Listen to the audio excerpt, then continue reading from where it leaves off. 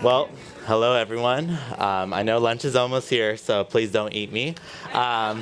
So, what we eat matters, and it's clear that eating a plant-based meal will help mitigate the climate crisis. And if we know that eating one plant-based meal is better for the planet and our own personal health, what are the current barriers that we face? Through this conversation, we're going to create a roadmap on how we can bring change into both of our personal lives and work with corporations along the side. Please welcome some plant-based baddies, our fellow EMA activist board member, Genesis Butler, Director of Programs, Jessica Kinsler, Support and Feed's Christina Hennikel, Head of Partnerships, and Support and Feed member, Tony Jolly.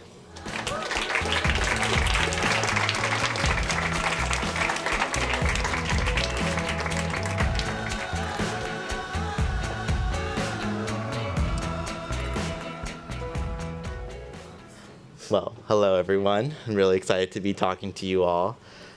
Genesis, I kind of want to get started with you. You are probably one of the biggest inspirations for me to go vegan. So thank you so much for really encouraging me. Your activism has committed so much to bringing attention to how detrimental animal agriculture is to the health, to the planet, to the animals, and to the people. Do you mind sharing more why it's so important about the work that you do? Yeah, so I got started on my work when I was 6, and I started off as an animal rights activist, and I ended up going vegan when I was 6 because I didn't want to harm the animals. And then after that, then I became an animal rights activist because I wanted to speak up for the animals however I could.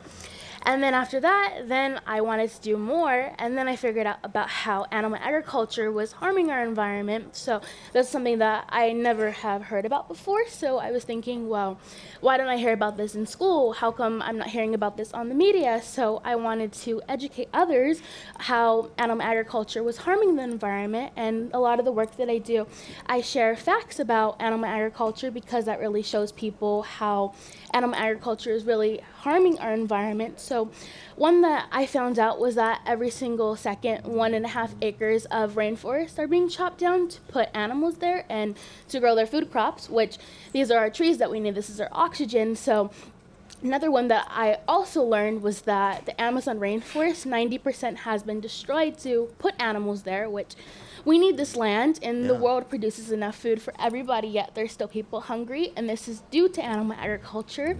And I also urge people to switch to a plant-based diet because we need to act on this quickly. This is going to affect everybody. It's not only affecting me, but it's affecting all of you. So I urge everybody to switch to a plant-based diet if you can, but if you can't, it's also important to start making swaps. So when you're at the store, even though I'm 16, I know that I can vote with my money. So when I'm at the store, I'll head to the plant-based milk section and I'll buy those products, and I'll buy products that are helping our environment, not harming our environment. So I urge all of you to do the same and to switch to a plant-based diet, but if you can't, to start making those swaps.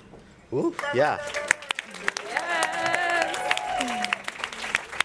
Absolutely. And I think a lot of the science and data really shows to ourselves why we need to do it. And just like you know, I remember getting a PETA sticker in high school, and I was just realizing I should look up things and start to do research. And that kind of goes back into just the ways in which organizations come into play.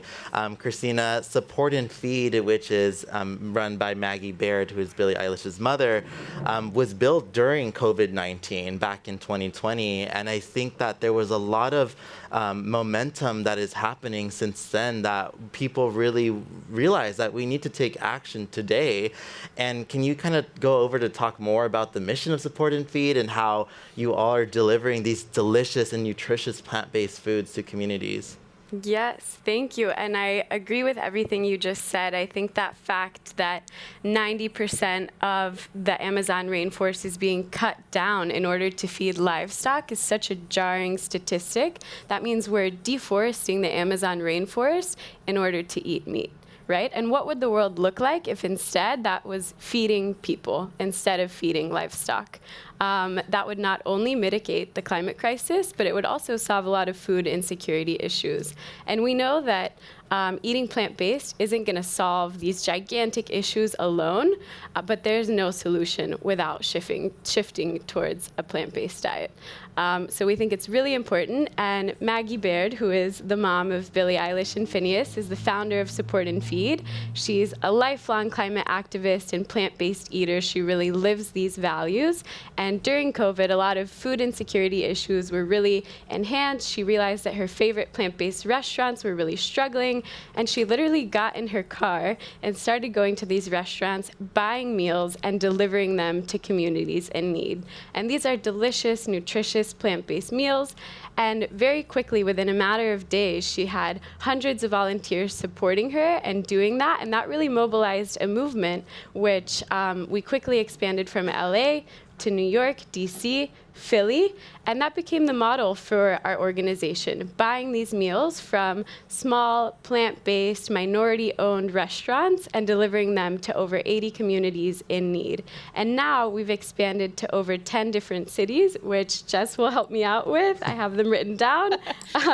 Detroit, New York, Chicago, LA, Minneapolis, Nashville, London, and Australia through a partnership with an amazing partner that Jess will dive into. So that's kind of the backbone of what we do. But we're not only delivering meals to these communities, we're also diving into the educational piece. Why does this matter? Why does plant-based eating matter? What is that connection between your plate and the climate crisis? And that was born out of listening to communities. They were like, we want this information. We want to understand. So we created that educational curriculum as well.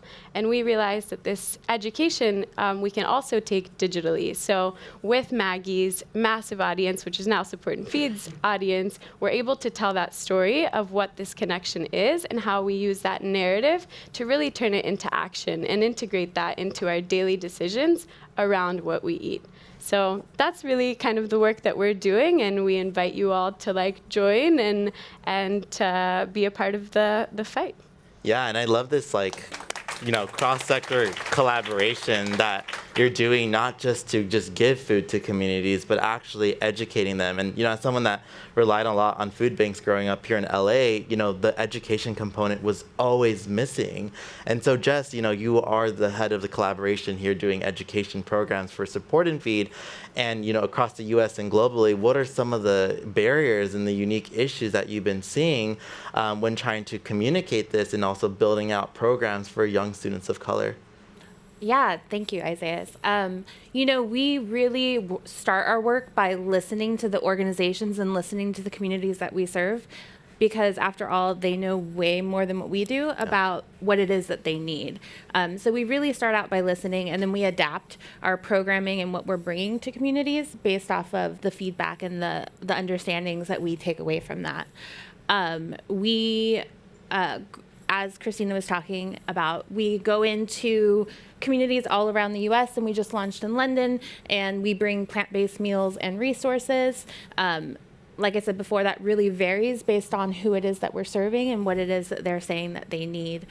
At Support and Feed, we believe that nourishing food is a human right, and that there are so many people, both here domestically and internationally, that are suffering from food insecurity and are going hungry every day. And so we're trying to do our part to help address that. There's so many people who experience food insecurity and have so much shame around it. And so we're really working to deliver food in a way that is dignified and, upbeat and something that can be taken away as a good experience.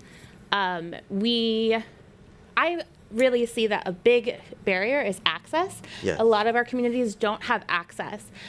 Transportation is a huge problem in communities, being able to go to the grocery stores. There's a lack of grocery stores that are in neighborhoods that are food insecure. A lot of the communities that we serve are in food apartheids. And so the work that we do really brings our communities food in the areas that they're already receiving services. And we really strive to bring them nutritional, delicious, culturally appropriate plant-based meals. And so we work with our partner restaurants, and we work with the organizations to figure out what kind of food we're bringing them. and making sure that the food is something that will resonate with them and will be something that they can enjoy and will give them a nice, hearty, delicious meal. At any given time, we're, on a weekly basis, we're delivering food to refugees in New York that are seeking asylum and, bringing food that will be relevant and something that can be comforting to them. We work with youth shelters in Atlanta. We work with a family shelter in New Orleans, Boys and Girls Clubs here in Los Angeles and in Minneapolis. So we really strive to go where the need is and bring the resources that folks need. Yeah, and I think it's really important to kind of emphasize the thing that you were saying is that people should have a choice, right? And a lot of the times people don't have choices to get delicious plant-based meals, specifically culturally appropriate foods, right? I know that my culture, like we use rice and beans and salsa and all the good stuff there, but it is important that we also are addressing those intersections of culture because that's what really brings vibrancy to these communities. And Tony, you've been working here for a few years in Los Angeles to address food insecurity, right?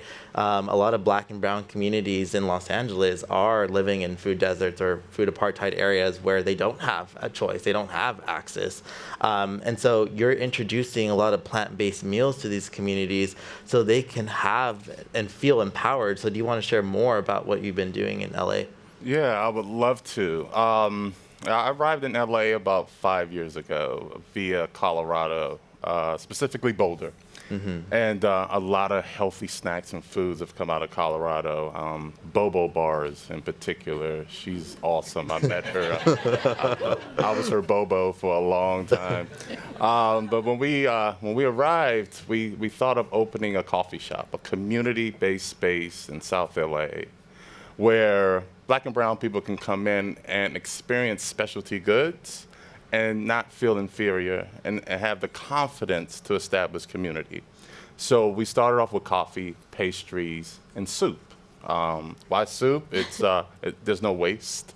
It's healthy. It's easy to make. And after a month, our customers will come in and it was like, hey, I had your coconut curry lentil soup 10 times. I had your double bean chili 6 times. What else you got?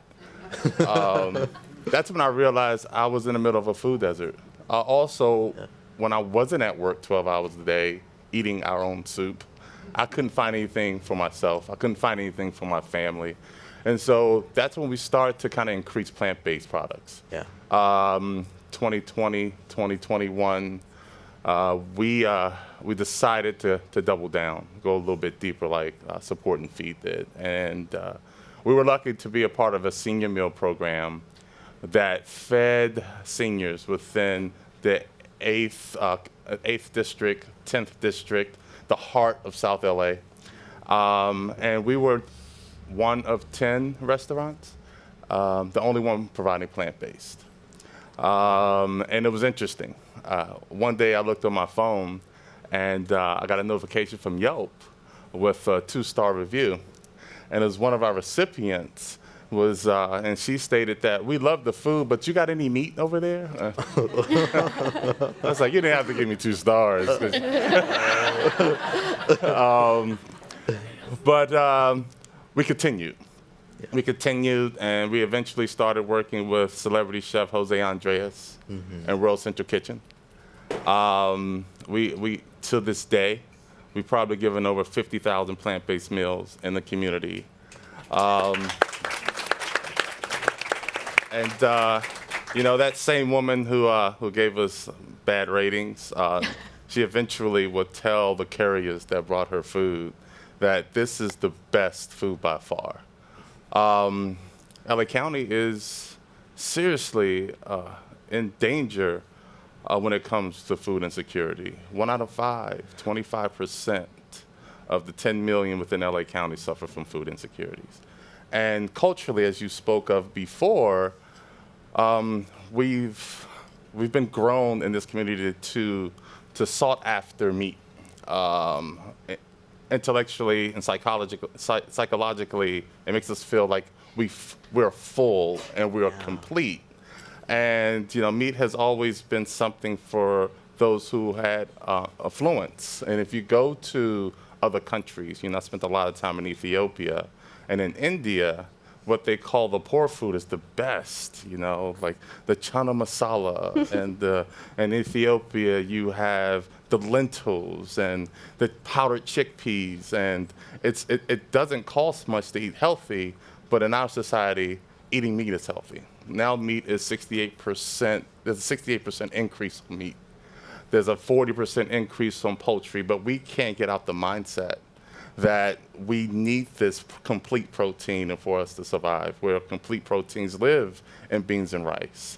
And so partnering with Support and Feed, it gives us an opportunity to go out here in LA County and face that 24%, which is roughly 2.5 million people, to give them hope through food.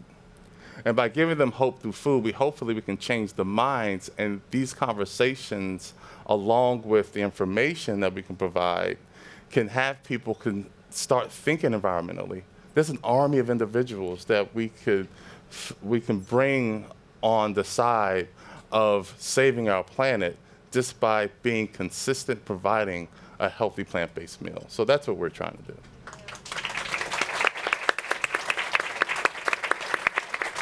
Yeah, and you kind of get at this, we operate in this carno-normative world where we're so used to just consuming meat and dairy. And, I remember consuming dairy for 17 years of my life and always complaining to my parents that my stomach was hurting. And doctors would gaslight me and say, oh, you need to drink more milk.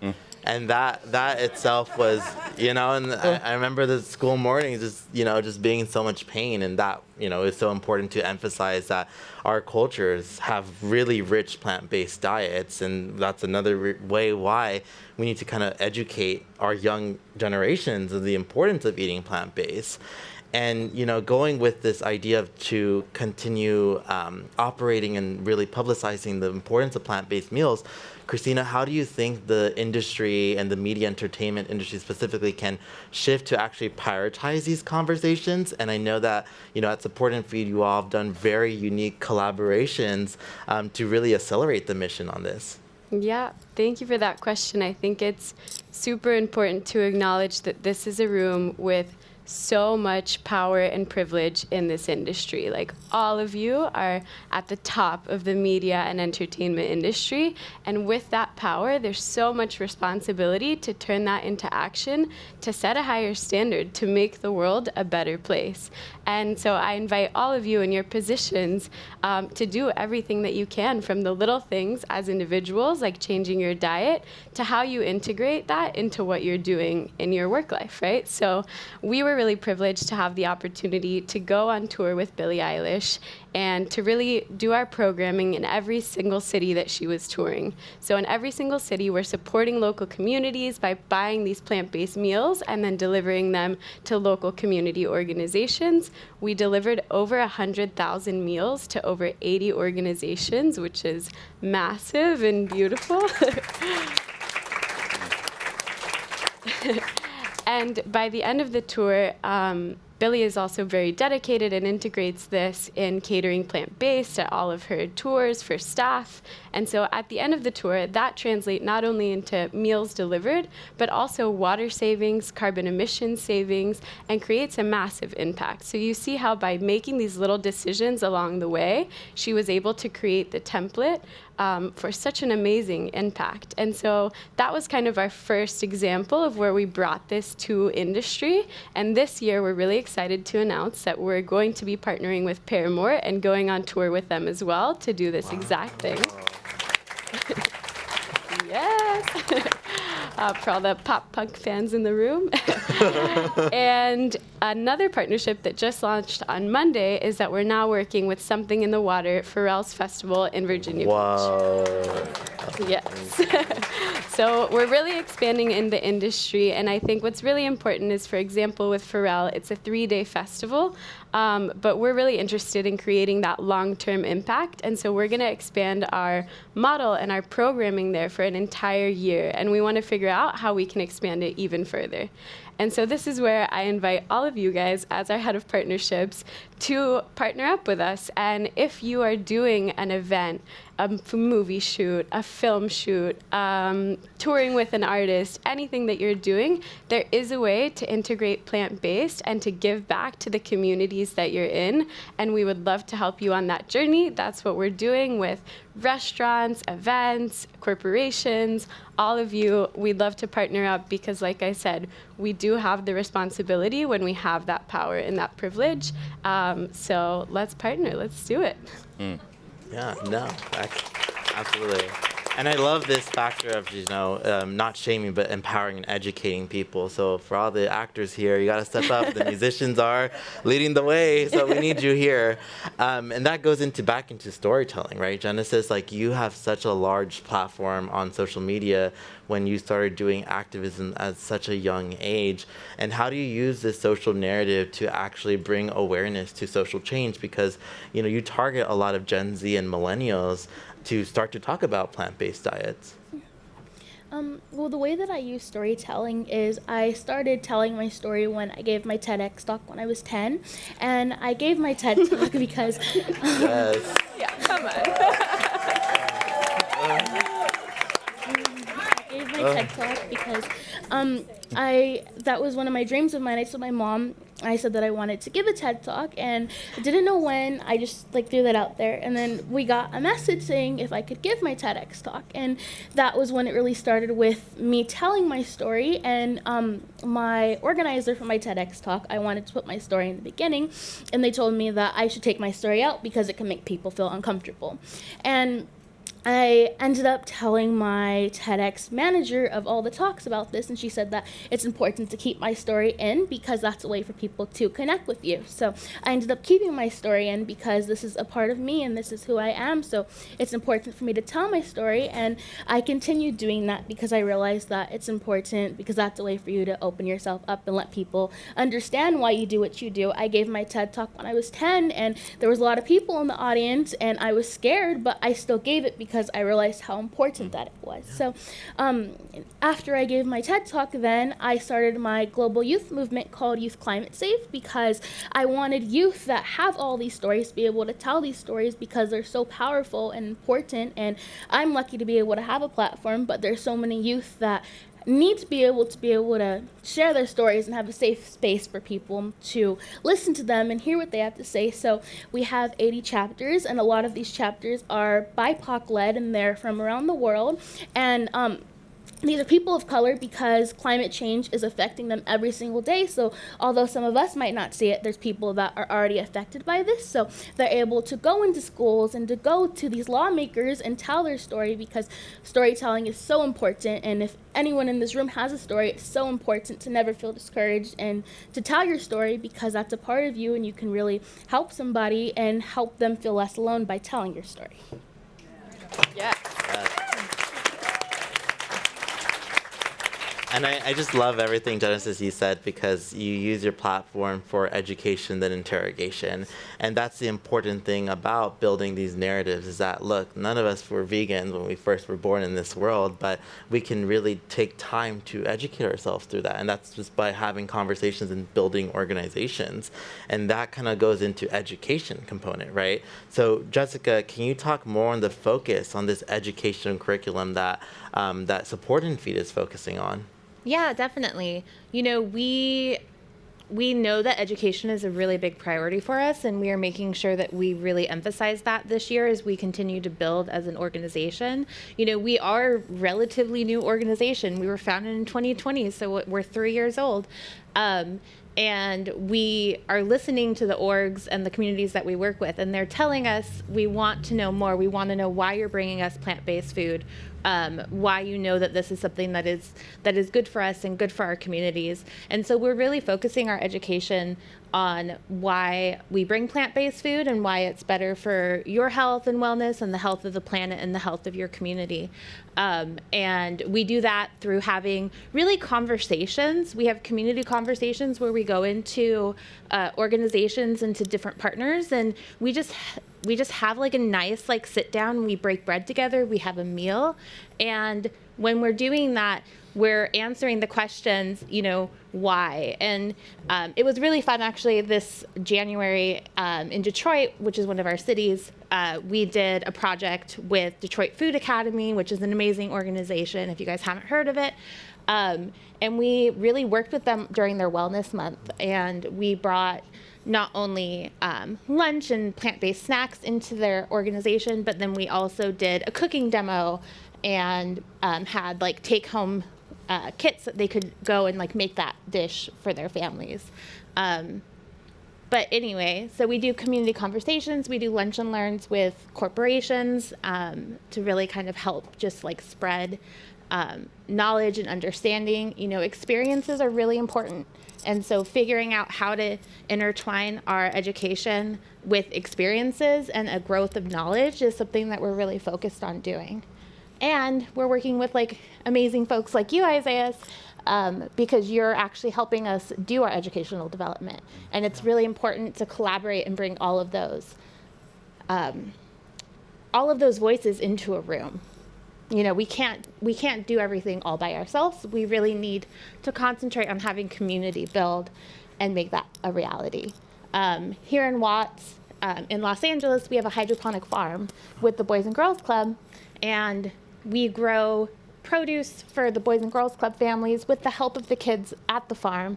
Genesis actually came and gave a talk there as well.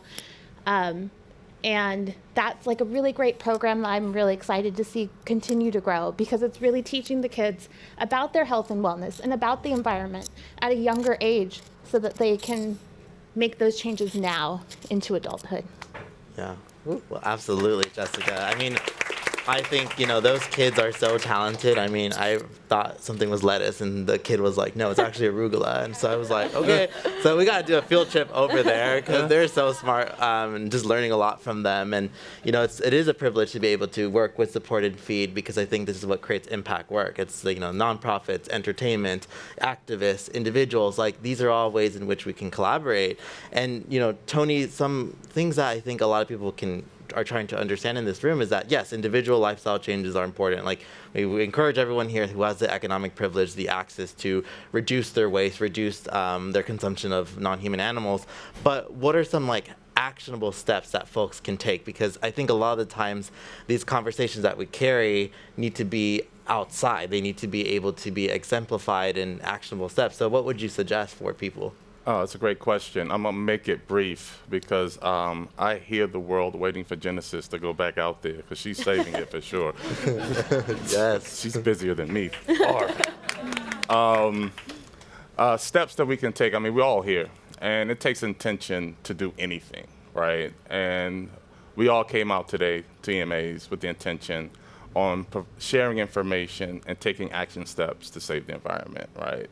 So with intention, that does take action, and action can be done in many different ways.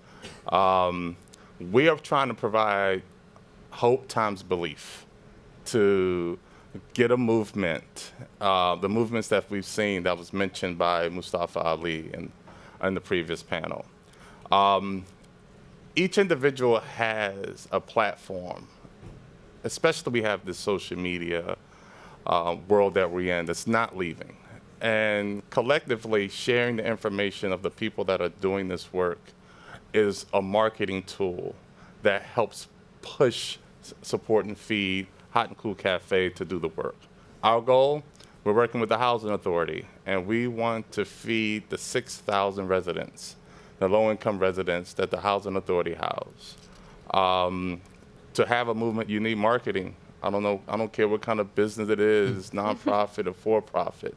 And luckily, social media is a marketing tool that can make a movement. So those with the intentions in here really stay connected to the individuals that you meet. Hot and Cool Cafe, Support and Feed. So your voice can carry on. And the individuals that we serve, if they can see you talking about your intentions in servicing the need of food insecurity and saving the environment, it builds hope within that individual at that level in our communities to start coming out their understanding of the world that they live in, but stepping outside to also contribute. It's bringing us together. It's a cultural exchange, and it can be. So please reach out, connect through social media, and if you have the means to support financially, find a place that you can just give something that you have, because that dollar will plant a seed and will grow individuals, and collectively we can save our planet.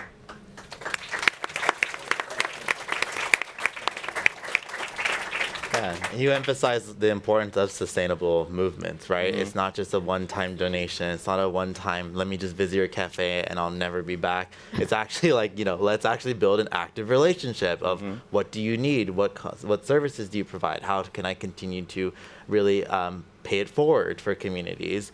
And this is probably for everyone. I want you all to just answer freely for whatever your heart desires. Is that what is one tip that you have to help people to begin their plant-based eating journey?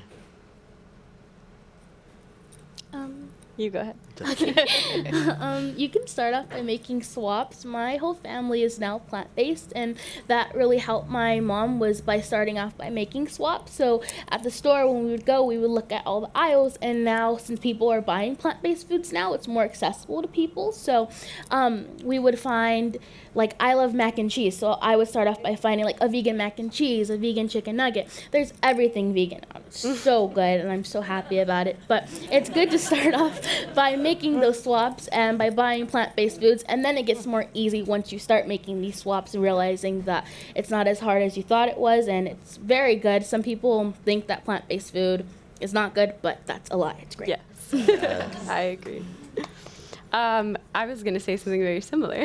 I think when I started kind of on my journey, there weren't as many options as there are now. Like, now you can have an amazing fake chicken sandwich, and it's almost better, according to my meat-eating boyfriend, than the real thing. So I think that's a great idea. I also think that knowledge is power. For me, the education journey is what really helped me make the switch. The more I learned about it, the less I could ignore that I had that decision in front of me every single day. So I saw a couple documentaries that maybe some people in this room even made and helped tell that story that really converted me, that I was like, oh my God, this is something that I can do every single day.